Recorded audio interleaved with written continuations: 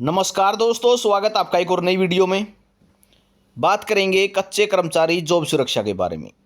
Salary किस तरीके से तैयार होगी इसके बारे में आपको जानकारी दे दी थी, वीडियो आप चैनल पर देख सकते हैं। बात करेंगे और क्या क्या बेनिफिट आपको मिलेंगे, जो साल में वृद्धि होगी वो कैसे होगी, अगर अब सैलरी मिल रही है उससे कम तो नहीं हो जाएगी, तो क्या कुछ जो है अलग मैटर रहेगा, सारी जानकारी इस वीडियो में आपके साथ साझा की जाएगी। और अगर कच्चे कर्मचारी हैं तो चैनल को सब्सक्राइब जरूर कर लेना। टेलीग्राम ग्रुप और व्हाट्सएप चैनल से जुड़ सकते हो, लिंक डिस्क्रिप्शन में दिया हुआ है। तो ये ऑर्डिनेंस आपका पास हुआ था। इस ऑर्डिनेंस में ही और क्या क्या खास बातें हैं, आपकी सैलरी पे, आपको नौकरी कहाँ पे करनी है, आप हरियाणा कौशल के अंडर रहोगे या क्या कुछ मैटर होगा, कंप्लीट जानकारी इस वीडियो में आपको दे दी जाएगी। तो चलते हैं मेन मुद्दे पे। यहाँ से हम बात करते हैं सबसे पहले यहाँ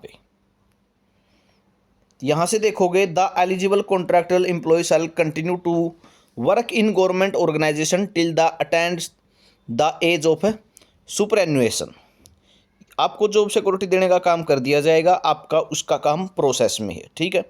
हालांकि सभी कच्चे कर्मचारियों ने मांग की है कि जॉब सिक्योरिटी तो आपने एक्ट तो बना दिया, अब जॉब सिक्योरिटी देने का काम भी करवाया जाए। मुख्यमंत्री से अनुरोध किया, बिल्कुल अच्छा काम किया ये।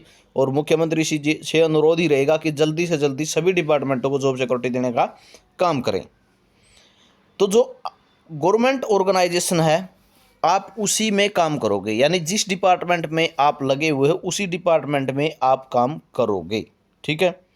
और आप एचकेआरएन के अंडर नहीं, आपके डिपार्टमेंट के अंडर लेके आए जाओगे, ना कि एचकेआरएन के अंडर, ठीक है। एचकेआरएन के द्वारा आपको जॉब सिक्योरिटी देने का काम कर दिया जाएगा, ठीक है।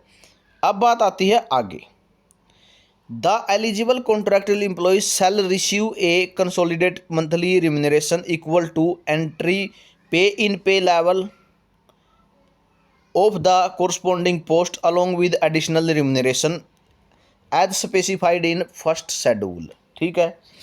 कहना क्या चाहता है, कहने का मतलब ये है, जिस पोस्ट पे आप लगे हुए हो उसका जो एंट्री पे का मतलब हो गया, फ्रेश कैंडिडेट जब उस पोस्ट पर नौकरी पर लगा है तो उसकी बेसिक वाली, जैसे ग्रुप डी की 16,900 है, क्लर्क की 21,200 है, ग्राम सचिव की 25,500 है, जेई की 35,400 है, जेबीटी मास्टर की 35,400 है, ठीक है। तो इस तरीके से यानी बेसिक पे मिलेगी आपको। और आपका फर्स्ट शेड्यूल में जो स्पेसिफाइड किया गया है, on the year of service rendered in the government organisation. अब आप पूछोगे फर्स्ट शेड्यूल क्या हो गया, ये भाई जानकारी ऐसी देंगे बिल्कुल एक्यूरेट, ठीक है। और समझा के, ऐसे नहीं बस वीडियो बना दी, आपको समझ में भी आनी चाहिए, मज़ा आना चाहिए वीडियो देख के। तो फर्स्ट शेड्यूल क्या है, फर्स्ट शेड्यूल दिखा देते हैं आपको क्या है। ये तैयार कर रखा फर्स्ट शेड्यूल सरकार ने, ऑर्डिनेंस में फर्स्ट शेड्यूल डाल रखा है सेक्शन 5, ठीक है। 10 साल की सर्विस हुई तो 15% ज़्यादा, 8 से 10 साल की हुई, 10 साल से ज़्यादा हुई तो 15% है, 8 से 10 साल तो 10% ज़्यादा मिलेगी एंट्री पे पर, और 5 से 8 साल होगी तो 5% ज़्यादा मिलेगी। समझ गए होगे फर्स्ट शेड्यूल क्या है, ठीक है। वापस चलते हैं वहीं पे अपने सेक्शन पे। तो यहाँ से समझ गए होगे आप, आपको जो बेसिक पे मिलेगी और फर्स्ट शेड्यूल के अनुसार आपके जितने साल हैं, 5 साल हुए हैं आपके, 6 हुए हैं, 7 हुए हैं, 8 हुए हैं, 9 हुए हैं, 10 हुए हैं या 11 हुए हैं, उस हिसाब से यहाँ तक आपको 5% मिल जाएगी। और इनके अंदर आपको 10% मिल जाएगी, और 10 से ज़्यादा तो आपको 10% दे दी जाओगी। आगे कर लेते हैं बात, provide that the where the government organisation is unable to determine the corresponding post. कोई पोस्ट ऐसी हो उसका है कि डिपार्टमेंट से भी जो हम मतलब समझ से परे हो भाई, इस कैंडिडेट को किस पोस्ट पर जॉब सिक्योरिटी देनी है। तो अगर कोई ऐसा होना तो है नहीं, मुश्किल है, लेकिन अगर किसी पोस्ट पर कोई दिक्कत भी आती है तो चीफ सेक्रेटरी जो गवर्नमेंट ऑफ हरियाणा है उसको लिखा जाऊगा, ठीक है। वो मामला उसको भेज दिया जाएगा, chief secretary government of Haryana को लिख के। Second point, notwithstanding anything content in subsection 1 the consolidated monthly remuneration including the additional remuneration specified in the first schedule shall not be less than the remuneration draw by the eligible contractual employee. मैंने कल भी आपको video में बताई थी, अगर कर्मचारी को जो अब सैलरी मिल रही है, ठीक है, कर्मचारी को जो अभी सैलरी मिल रही है, अगर उसकी बेसिक पे और 10 साल या 15 साल का जो भी उसका टाइम है वो जोड़ने के बाद अगर उसकी सैलरी कम बन रही है जॉब सिक्योरिटी मिलने के बाद, तो जो अभी सैलरी मिलने लग रही है उसी को एडजस्ट कर दिया जाएगा, ठीक है, उससे कम नहीं होगी। शैल नॉट बी लेस देन, ठीक है, जो अभी सैलरी मिल रही है वही सैलरी बना दी जाएगी, उससे कम नहीं मिलेगी भाई, ठीक है। यानी अब जो सैलरी है उस तक कम नहीं होगी, फालतू आपकी होई हो ना हुई हो, ठीक है। Next point, the eligible contractual employee shall also receive such additional benefit as the specified in first schedule, ठीक है, जो फर्स्ट शेड्यूल वाले बेनिफिट हैं वो भी दिए जाएंगे, यह बात भी इन्होंने लिख दी।